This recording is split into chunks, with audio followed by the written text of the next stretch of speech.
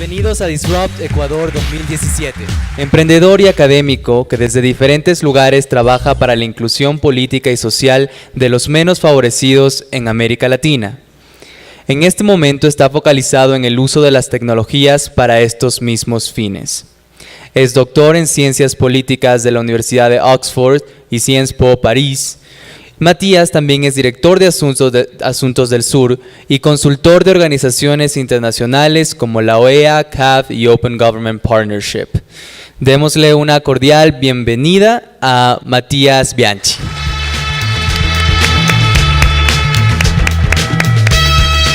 Hola amigos. Bueno, ya estamos entrando en la tarde, así que estamos un poquito cansados. Voy a tratar de proponerles algunas ideas que son un poquito quizás diferentes a lo que venimos viendo, porque lo que queremos discutir aquí es qué democracia tenemos y qué democracia queremos construir y qué rol tiene la tecnología en este proceso. Quiero agradecer a mi amigo Matt que me ha invitado y que siempre me tiene en cuenta en sus locuras. La verdad soy un admirador de él y bueno, encantado de estar aquí con ustedes. Bueno, empecemos con algo ya sabido. Estamos en sensación de crisis y en el ojo de la tormenta está la política. No les tengo que contar a ustedes en Ecuador, lo vivimos en Argentina, lo vivimos en Brasil, lo vivimos en Venezuela, ya nos van a contar un poquito más. Pero aquí lo que sucede es que hace 10, 15 años teníamos que un nivel de aceptación y legitimidad de presidentes de 60, 65% de aceptación, ahora la gran mayoría no pasa los 2 dígitos. Hay algunos presidentes que tienen el récord de tener una tasa de inflación más alta que su nivel de aceptación. Entonces, está claro que la crisis hay, cuando uno les pregunta qué piensa de la democracia no está funcionando. Cuando preguntamos qué piensa de los partidos políticos, inservibles, no sirven, no son parte del problema, no son parte de la solución.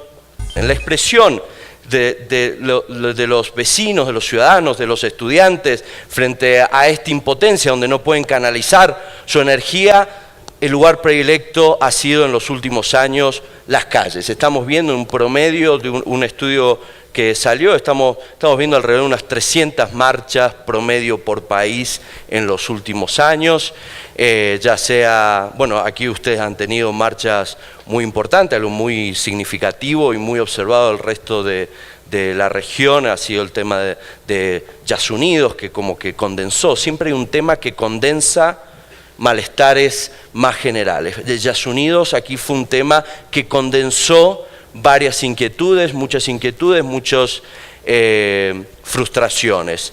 En Brasil fue el transporte público. En Argentina cumplió un rol muy importante Ni Una Menos, que ustedes conocerán porque están las antorchas en Guatemala, en Honduras.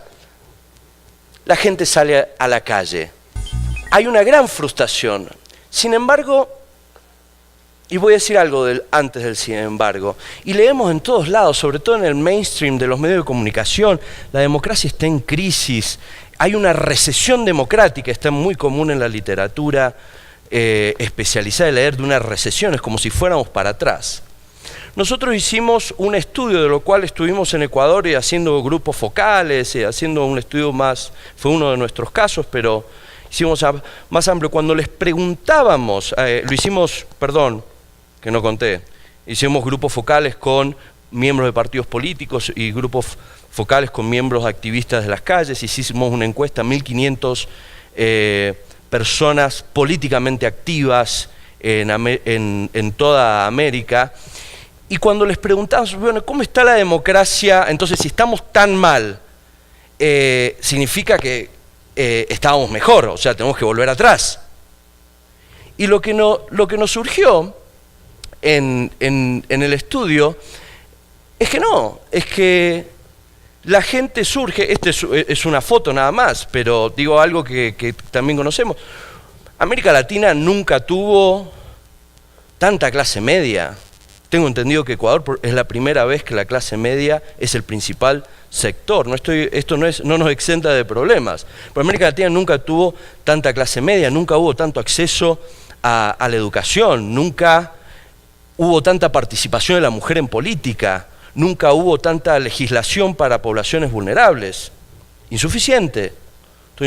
Pero hay mejoras, y estamos hablando de gente que sale a las calles y dice, no, hemos estado mejor. Digo, es una foto que se corre un poquito, y allá el venezolano me mira.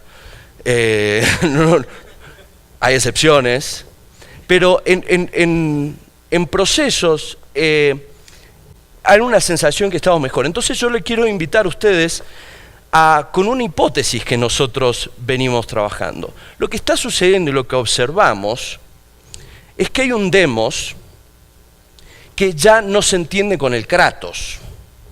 El demos es una ciudadanía emergente que se organiza, que se comunica, que tiene una ética de transparencia, de comunicación, de colaboración, de construcción en red, que choca estructuralmente en cómo la política funciona, que es la parte del kratos. El mundo está cambiando y la política sigue igualita. Y ahí es donde recién. Entonces muchas veces no es que estamos peor que antes, es que no es suficiente y ahora queremos otra cosa. No es suficiente el tipo de democracia que tenemos. Y ahí es donde viene la palabrita cliché, ahí es donde viene la innovación. Ahí es donde tenemos que innovar. Para contarles muy resumidamente qué es lo que venimos observando cuando hablo de este demos diferente. Yo tengo la hipótesis fuerte que está emergiendo un animal político diferente. Animal político, hasta algunos que pudieron estudiar algo de los clásicos, hablo del son político en que hablaban los griegos, de la democracia, ese animal político que es emergente. Y hay algo que surgió hace poco, que a mí me llamó la atención porque sigo a muchos procesos en México, que es el verificado 19S, que fue un proceso donde en 24 horas se reunieron activistas de México y rápidamente tuvieron la legitimidad social y pudieron responder rápidamente en un espacio donde se sumaron 300 activistas para generar una plataforma y verificar dónde había daños, qué necesidades habían, cómo distribuir, cuáles eran los centros de repartición, y fue un boom donde la gente se ofreció al público. Esto es una innovación en sí. ¿Qué es lo que sucede? Voy 2 pasos para atrás. Esto son procesos de un ecosistema que se ha ido nutriendo, que nació, y hay mexicanos por aquí, así que lo vamos a poder discutir, porque por ahí pueden tener una mirada diferente. Esta es mi mirada. No sé si se acuerdan del Yo Soy 132 en el 2012, que eran estudiantes universitarios que de 18, 20 años, que estaban pataleando, que no querían que el PRI volviera al poder, y hicieron ahí un hashtag, fue trending, todo, influencia, todo. La cosa es que, como nos pasa muchas veces, se golpearon la puerta y Peña Nieto fue elegido y ahí está. Y entonces dijeron, fracasó, porque además después se diluyó el Yo Soy 132. ¿Qué es lo que sucede? Nosotros seguimos ese proceso, lo fuimos estudiando y cuáles son los actores, de hecho construimos con muchos de esos actores, fue un semillero. De ahí surge una asociación de red en defensa de derechos digitales, que es el que están luchando y controlando al gobierno que está avasallando surveillance, no me sale, a los ciudadanos que está atacando, está usando software usando la tecnología contra los ciudadanos. Y ellos saben, de ahí salieron documentaristas trabajando en procesos, apoyándolos. Hay una gran matanza de periodistas independientes, es algo dramático. De ahí surgieron los chicos de Wikipolítica, no sé si alguno de ustedes los habrá escuchado, quizás están muy en el espacio, que están chicos en sus 25 años, están revolucionando la política en México desde Jalisco, donde están proponiendo una nueva forma de financiar la política, donde están proponiendo nuevas formas de comunicación. es maravilloso lo que están logrando y lo que están comunicando. Digo esto para que lo tengamos cuando vuelva yo a discutir innovación, de dónde venimos. Entonces la innovación no fue esta app, no fue esta plataforma. Pensemos en una innovación como un proceso de construcción de personas, un proceso de construcción humana. Pero, en definitiva, cuando hablamos de... ¿Hay alguien que reconoce esto? ¿Esta figura? ¿No? Venimos de distintos rubros. Yo soy politólogo. Este es el Leviatán. Fue una obra cúlmine que se la toma como el proceso de la obra de filosofía que le da inauguración al liberalismo y a la fundamentación teórica del Estado-Nación. El Estado-Nación, ya que estamos en el ámbito de innovación política, es posiblemente la innovación política más importante de los últimos 4 o 5 siglos. El Estado-Nación es la que permitió que emergiera el capitalismo. Es la que generó que salgamos del medioevo basándonos en nuestro orden divino y dependíamos de la tierra del Lord para pasar al rule of law, donde nos manejamos con leyes. Digo, todavía no estamos hablando ni siquiera de democracia, ¿no? Pero la democracia es hija de la construcción de este Estado-Nación. Es un proceso histórico de conquista de derechos. Lo que estamos experimentando y lo que no está viendo la política tradicional como la vemos, es que los fundamentals de nuestra modernidad es lo que está en crisis.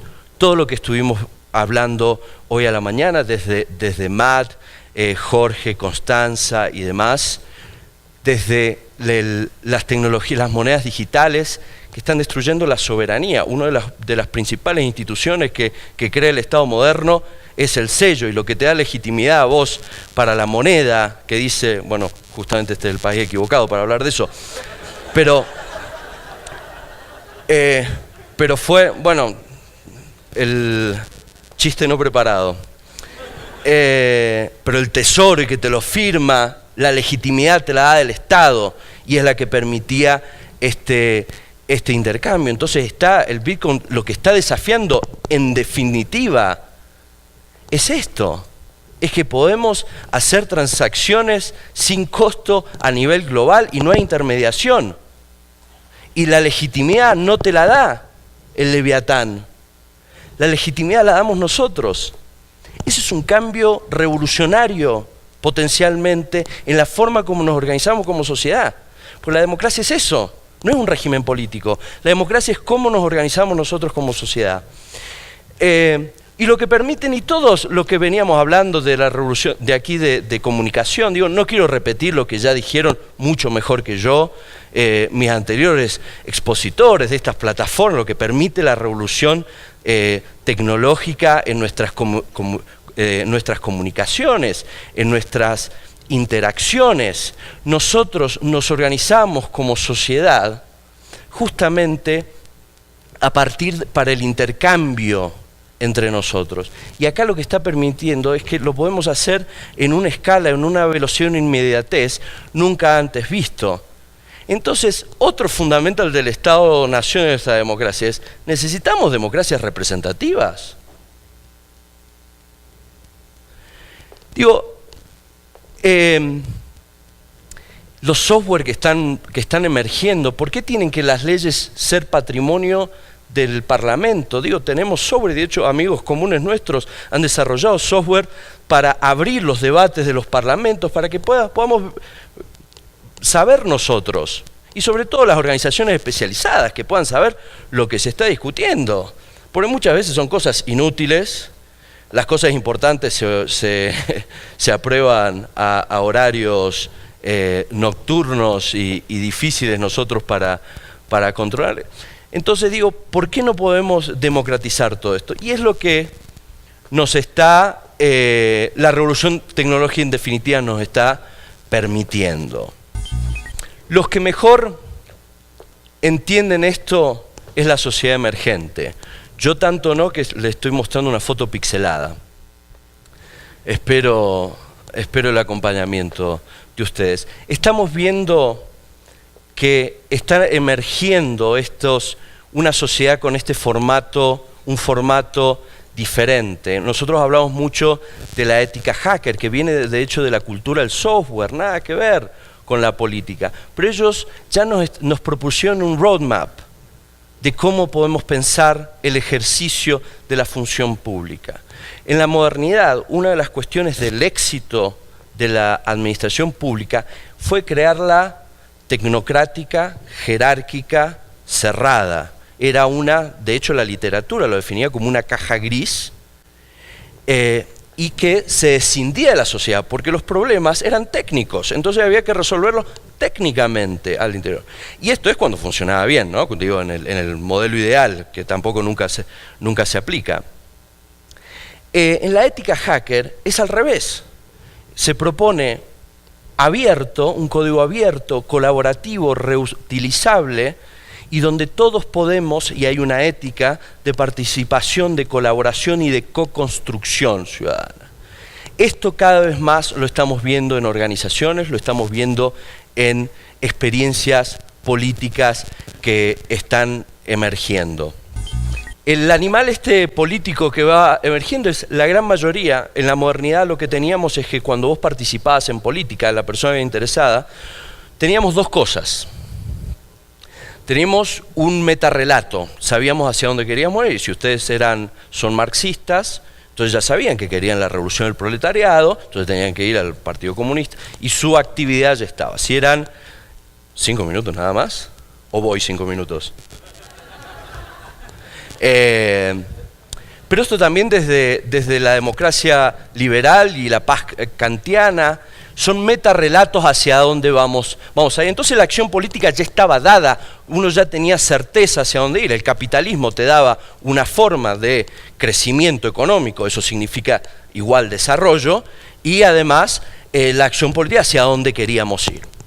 Y ahí avanzamos, eso es. Lo que está sucediendo es que esos relatos se han roto.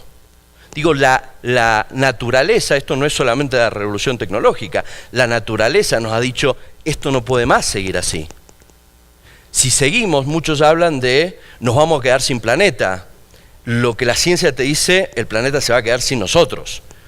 Pero lo que estamos todos de acuerdo es que eso no puede seguir. Entonces, estamos teniendo, y lo que vemos es que cada vez más emergen estos colectivos, emergen en las calles, de gente que ya no participa en ese partido solamente. Ahora está diversificada, participa porque nos importan los animales que viven en la calle, nos importan las poblaciones vulnerables de otro lado, la violencia de género, y estamos en distintos espacios, en distintos aspectos. La política sigue igualita. Otra de las cosas que va surgiendo, es el Ya me cansé, que también surgió en México, en redes con una mirada cosmopolita de solidaridad y de aprendizajes. Cuando empieza el Ni Una Menos en Buenos Aires, se propaga para toda América Latina. Cuando empieza el Ya me cansé mexicano, lo aprovechan en toda América Latina. El Yasunido fue para toda América Latina. Empieza a haber una identidad cosmopolita, algo que la política no lo logra y no lo puede hacer. La cuestión es que todo esto suena muy bonito, pero la verdad es que la revolución tecnológica requiere también otra ciudadanía. Requiere que nos hagamos otras preguntas. Y aquí es cuando yo hago mucho énfasis en donde tenemos que recuperar la política. Recuperar la política en el sentido amplio, no piensen en las instituciones. ¿Cómo gobernamos la tecnología? ¿Cómo se gobierna Internet? Todos usamos Internet. Tenemos todo ahí, nuestros datos, nuestra información bancaria, nuestra sexualidad, tenemos todo en Internet. ¿Quién lo gobierna? ¿Cómo protege los datos? ¿Hay debates públicos de esto? ¿Dónde se debaten estas cosas? Es un llamamiento donde tenemos que pensar en qué tipo de democracia. Sabemos qué transformaciones se están dando, pero la tecnología, no podemos dejar que la tecnología defina por nosotros. Los datos, y no voy a repetir argumentos que ya hicieron, pero digo, nuestros datos, hay 2, 3 empresas tecnológicas en el mundo que tienen una gran cantidad de nuestros datos. ¿Qué pasa con eso? ¿Quién los utiliza? Digo, hasta la barredora de Constanza sabe de su casa. Entonces, ¿qué debates públicos tenemos esto? Más aún, ¿quiénes son los líderes que van a liderar estas democracias? ¿Estamos formando personas para esto? ¿Saben los tomadores de decisiones de estos debates? ¿Utilizan esta ética hacker que estamos viendo emergiendo en las calles, de estas prácticas? ¿Cómo transformamos eso? Tomas de decisiones horizontales, porque si no volvemos, cuando accedemos al poder, y utilizamos el mismo hardware. Entonces adaptamos nuevamente nuestro software a ese hardware existente. Les quiero contar 2 iniciativas donde estamos. Y podemos seguir en la conversación hablando ya más específicamente. Uno es que hemos implementado, reunido la red de innovación política con jóvenes que están en política. Estamos en un estadio todavía de...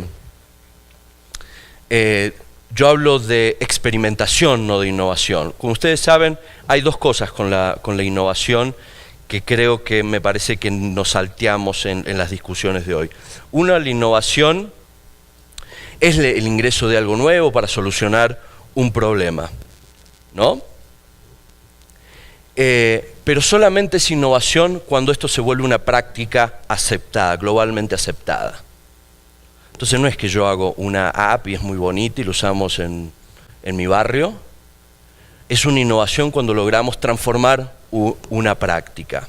Lo que les quería contar, lo que nos venimos reuniendo ahí es tratar de juntar todas estas personas que nosotros consideramos valiosas, que están proponiéndose y haciendo estas preguntas, y son muchísimos más de los que pensamos, y nos estamos juntando para discutir esto. ¿Qué tipo de democracia queremos? ¿Hacia dónde queremos ir? ¿Qué significa esta innovación en términos prácticos?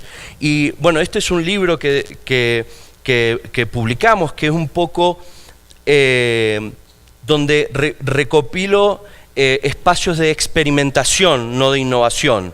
Experimentación, ¿por qué? Porque están proponiendo cosas, pero innovación ya es otra etapa. Y estamos aquí, lo que se discute, les invito a ver, porque es Creative Commons, lo pueden bajar online, lo pueden ver sin problema. Hay la discusión de cómo gestionamos el agua. América Latina es el principal productor de agua dulce del mundo. Bueno, ¿quién es dueño? Y hay gravísimos problemas de acceso al agua. Gestión del agua, partidos políticos emergentes, derechos digitales, lo que se les ocurra. Ahí hemos estado trabajando, y hay una segunda cuestión que es una preocupación que tenemos con la innovación. Me voy a robar un minutito más. Es que la innovación política no puede ser igual que la innovación económica, por 2 cuestiones. Una es ontológica. La razón de ser de la innovación económica es la subsistencia y multiplicación del capitalismo, es generar con buenas condiciones, idealmente y todo, pero es generar esta multiplicación del capitalismo. El rol de la innovación política es la ampliación de los derechos ciudadanos. Entonces, esto es un elemento ontológico diferente. Y el segundo es que muchas veces festejamos, y me he cansado de leer a Schumpeter, que lo citamos de la... me olvido de la frase de Schumpeter, pero la destrucción creativa que requiere la innovación. Nosotros no podemos darnos el lujo, cuando hablamos de personas, de tener una destrucción creativa. El piso son los derechos adquiridos, y a partir de ahí avanzamos. Entonces no puede ser, es una innovación en tanto sí amplía esos derechos. Y el último... es que hicimos un mapeo de 165 espacios de innovación política, de formación política en América Latina, y vimos que nadie estaba formando en estos elementos que veíamos en la calle. Nadie estaba formando en gobierno abierto, nadie está formando en el uso de datos para políticas públicas, nadie está formando en inteligencia colectiva para el bien común, nadie está enseñando sobre economías colaborativas, nadie está enseñando sobre cuál es el impacto de las monedas digitales en nuestra economía. Entonces, ¿cómo pensamos transformar políticamente si no estamos formando líderes para esto? Entonces, armamos este año, es una plataforma online de formación política basado en esto. El objetivo es cómo formamos líderes para el siglo XXI. Y aquí, antes que me maten, voy a cortar. Muchísimas gracias. Para entrevistarlo nos va a acompañar Danilo Manzano, es un activista político LGBTI y conector de iniciativas de sociedad civil, director del canal de comunicación Dialogando Ando. Danilo, bienvenido. Bueno, muchas gracias, muy buenas tardes con todas, con todos. Amigo, qué gusto. ¿Todo bien? Excelente. ¿Qué tal te trata Quito? Muy bien, miren, me ponen la tarima sin merecerlo. Ya acostumbrado a estar con nosotros. Bueno, mucho gusto una vez más. Mi nombre es Danilo Manzano. Para mí es un gusto estar aquí presente. Muchas gracias también al espacio, a la organización de este grandioso evento tan importante para los activistas, para gente que está en el quehacer político, en la defensa de derechos, buscando no solamente las soluciones a la problemática social, sino también cómo incidir en mejorar una nueva democracia más participativa, más amplia, más diversa, menos discriminatoria y sobre todo donde los enfoques de derechos humanos sean uno de los motores que promuevan este quehacer de la democracia abierta, de estas nuevas formas de participación. Amigo mío, yo revisaba un poco el recuperar la política, este libro, este consolidado, estas agendas de innovación política en América Latina, que tiene reflexiones de varios pensadores, pensadoras de diferentes líneas también de acción. Y quería poner en consideración, y también voy a sacar el teléfono para usar la herramienta tecnológica, porque vemos que en Twitter algunas personas han hecho también preguntas, y tener de la mano de tu experiencia y de tu conocimiento, poder responder varios puntos que están plasmados en este material comunicacional. Y también, si es que la metodología permite, poner en consideración al público también la participación para que podamos hacer de esto un diálogo mucho más diverso. Yo había pedido apoyo para hacer una serie de preguntas basadas efectivamente en tu ponencia y en el documento, en el libro. Y yo quería y quiero empezar, propongo preguntar lo siguiente. Si los jóvenes en las últimas décadas nacieron bajo sistemas democráticos, ¿por qué actualmente no confían en los partidos políticos que pregonan esta democracia? Justamente porque, a ver, tampoco tengamos que generalizar de la juventud, qué belleza, y por ser jóvenes tenemos algunas virtudes innatas de innovación, democracia y que es maravilla ser el mundo, sino, digo, es un problema tautológico, ¿no? Entonces, cada generación estaría generando cosas maravillosas. No por ser joven, eso, hay muchos jóvenes que están proponiendo, yo creo que es justamente porque ya vienen formateados de este motivo. Y creo que América, dentro de la revolución tecnológica, y también dentro culturalmente de la democracia. Creo que para aquí, ninguno de aquí, la democracia no es negociable, ¿no? Digo, para nuestros padres era a ver qué nos toca. Para nosotros no es negociable, es como, ya avanzamos desde esa plataforma. Entonces, ahí hay algo que por eso hay un emergente, y si recorren América Latina o se ponen a ver, hay como honguitos por todos lados. Es algo que a mí me resulta muy interesante y que están justamente proponiendo todas estas iniciativas que a mí me parecen muy interesantes y que el desafío es multiplicarlas. Y dentro de esto, amigo mío, porque un poco, no solamente en el Ecuador, sino en diferentes países de América Latina, ¿qué rol crees tú que en este momento juega una ideología política al momento de querer generar incidencia? Porque hemos visto cómo diferentes corrientes a nombre de la ideología han generado tergiversaciones de los componentes o de las luchas ideales. En este caso me atrevería a decir, a criterio personal, de ideologías de estilo progresista que quizás en algún momento marcaron un poco más la tendencia en el Ecuador, pero que para la sociedad civil tuvieron resultados totalmente diferentes. ¿Tú crees que la ideología en este momento es una herramienta a favor o en contra al momento de querer generar incidencia? Es una muy buena pregunta. Yo soy un gran defensor de la ideología. La tecnología nuevamente no es neutral, es con qué cosmovisión la que la crean esos algoritmos, crean ese código, responde a una cosmovisión. Y la ideología justamente es los elementos sistematizados de cosmovisión, y eso se trasluce en una ideología. ¿Qué es lo que sucede? Lo que yo creo es que tenemos que transformar esas ideologías. Lo que sucede es que ese mundo que que nos querían contar es un mundo que no existe o está dejando de existir.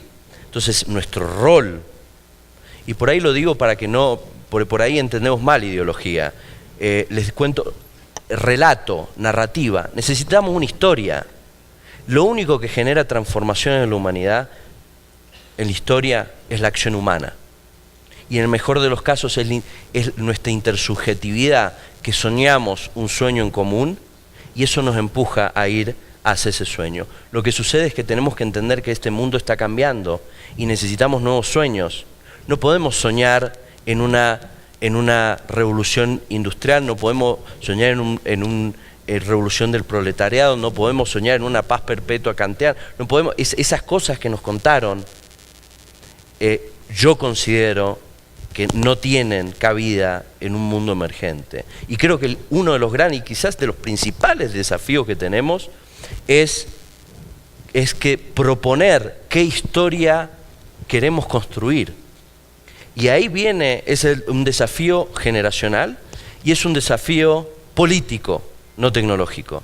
Luego, cuando tengamos ese sueño, construyamos las tecnologías necesarias que respondan a nuestras necesidades. Pero nosotros no podemos dejar, y no podemos porque muchas veces hemos caído en esto, lo que se denomina este tecnutopismo, lo que se llama, la tecnología va a resolver nuestras vidas. No, la tecnología tiene tantas soluciones como problemas. Desde la misma accesibilidad, ¿no? La misma Facebook que nos permite conectarnos y permitió a la gente de las antorchas que voltearon al presidente guatemalteco, y lo usaban Facebook, dice, por Facebook logré hablar con otro partido político que nunca había hablado, y qué maravilloso, pero también de ahí nos están sacando los datos para utilizarlos contra nosotros. Entonces, tenemos la tecnología, tenemos que saber utilizarla. Y siempre respondo, y es en lo que todavía no hemos fallado, y justamente hoy a la mañana estaba hablando con gente de tu equipo, es una de las cosas poderosas que tuvo, digo, hablemos de Ecuador, el correísmo, es que propuso una historia y que la gente lo convenció. A su momento, pero ¿no? No, claro, por supuesto, fue elegido varias veces. Lo que sucede es que esa historia ya no te hizo más cuento. ¿Por qué? Porque viste que eran paradojas y tenía contradicciones que no podía resolver. Bueno, nuestro cuento ahora es que necesitamos construir nuestra historia. A ver qué le proponemos a la sociedad. ¿Y cómo podemos resolver? Un poco yo también veía que varios de los aportes que generan diferentes pensadores, pensadoras, por eso recomendar a la gente que puedan buscar en el internet, recuperar la política, agendas de innovación política en América Latina, porque nos permite bien poder tener una radiografía macro de cómo los procesos a nombre de la democracia se han ido desarrollando en diferentes países de la región. Y yo tengo una pregunta más y con esto propongo abrir el diálogo para que las personas que tengan alguna pregunta puedan también socializarla en este momento. Desde 1990 creció la participación política de la mujer, ¿sí? Al mismo tiempo mi pregunta es la siguiente: ¿qué poder real podemos evidenciar en su accionar o solamente esto legitima una cuota de género? Lo digo quizá basado obviamente en el contexto ecuatoriano, en el que tenemos una paridad, esto que hemos visto de la paridad de géneros, donde la participación de la mujer es real, está presente y es visible.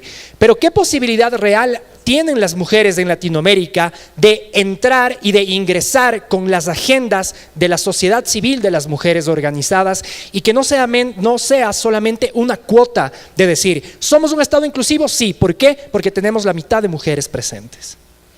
¿Algún ejemplo, amigo, real de cómo la participación de la mujer ha tenido un poder efectivo y que con el tiempo pueda ser visto como un ícono que impulse y que promueva la participación de más mujeres en la región? Te voy a ampliar la pregunta. Perfecto. Porque esto no apunta a las mujeres solamente. Digo, ¿cuál es la población afro de Ecuador? Aquí, respondiéndote con una tercera ¿cuál es el porcentaje respuesta? más o menos? Buena pregunta. ¿Cuánto? ¿4%? ¿Nada más? Un poquito más tal vez creería yo. Y claro, los de LGBTI transversalizamos todas las poblaciones, digo, ¿no? LGBT, afro, indígena, digo, hablemos de todas las poblaciones que están excluidas. A ver, si quisiera responder un poco esto. O sea, cuando hablamos de innovar y que tratamos de poner una agenda de innovar, no pensemos, no nos confundamos en tecnologías digitales. Innovar, en definitiva, y el rol en América Latina de innovar, es resolver lo que nunca resolvimos. ¿Qué es lo que nunca resolvimos? Somos las sociedades, hace 5 siglos, las sociedades más desiguales del planeta, y lo seguimos siendo. Eso no hemos resuelto. ¿Qué más no hemos resuelto? Las poblaciones afro que trajimos como esclavos y luego sometidas siguen siendo los sectores más pobres en todos los países sistemáticamente. Duplican los niveles de pobreza en cada país a la población promedio. Las mujeres, sistemáticamente sometidas a la violencia. Esos son los problemas. Y esos son los problemas que no tenemos que confundirnos, porque nos confundimos muchas veces y que queremos innovar en cosas. Innovemos en esos problemas y a ver cómo podemos enfocar las agendas en esa dirección.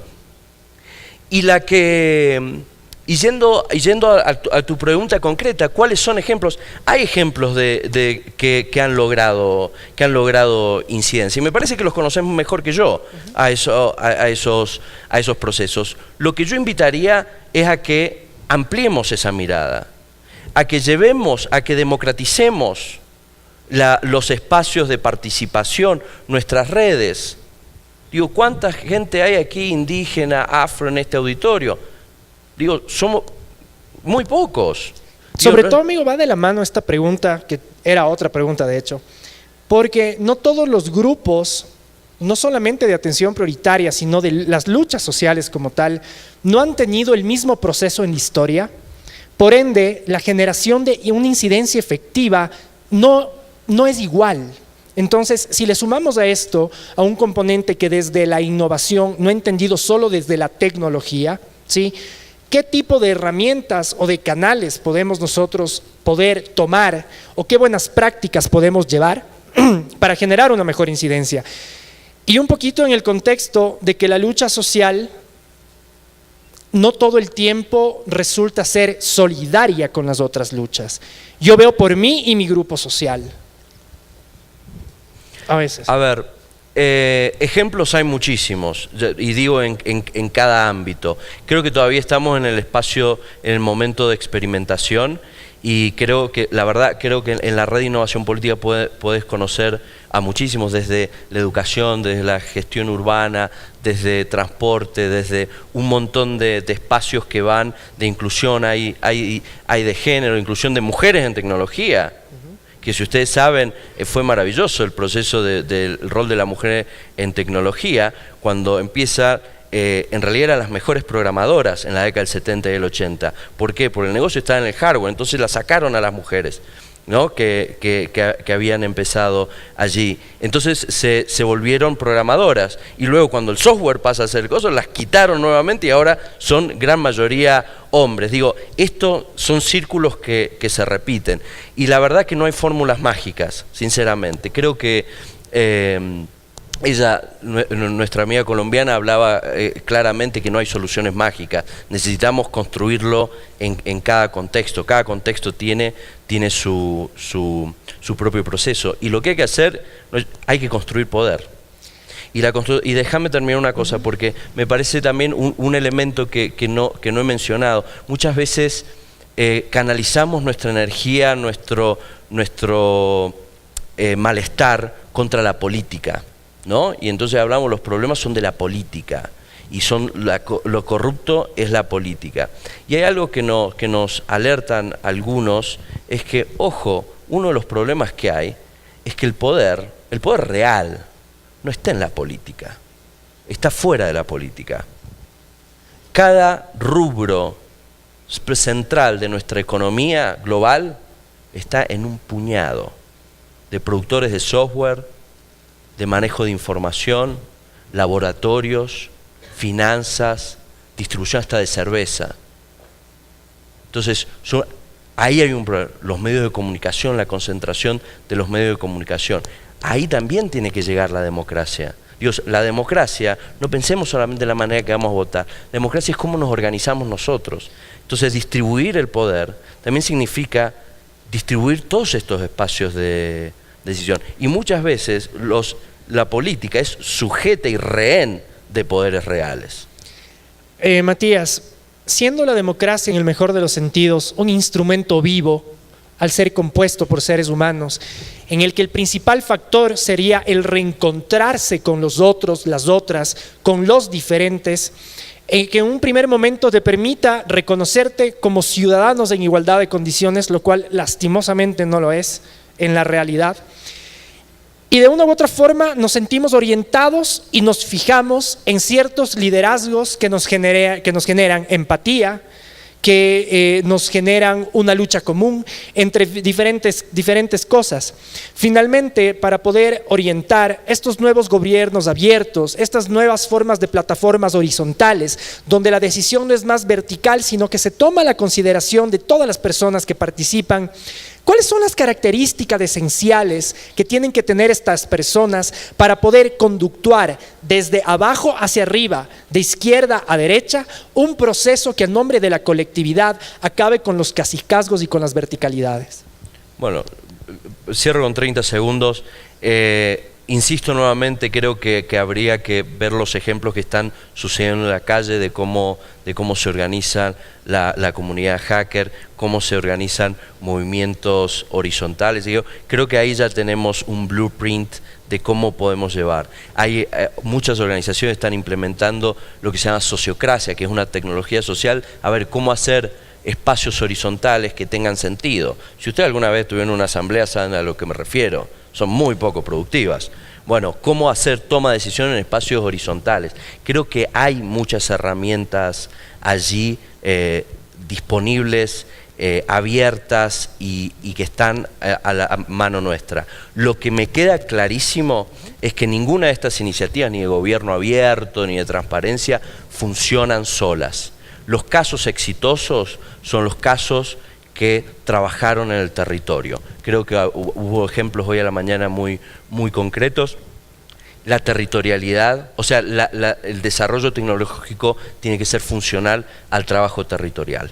La política sigue siendo entre personas, entre cuerpos, entre nosotros. Perfecto, solo 10 segundos, por favor, para ya poder acabar. Estamos corridos con el tiempo. Matías, ¿puede el ciberactivismo reemplazar a la movilización social real en las calles?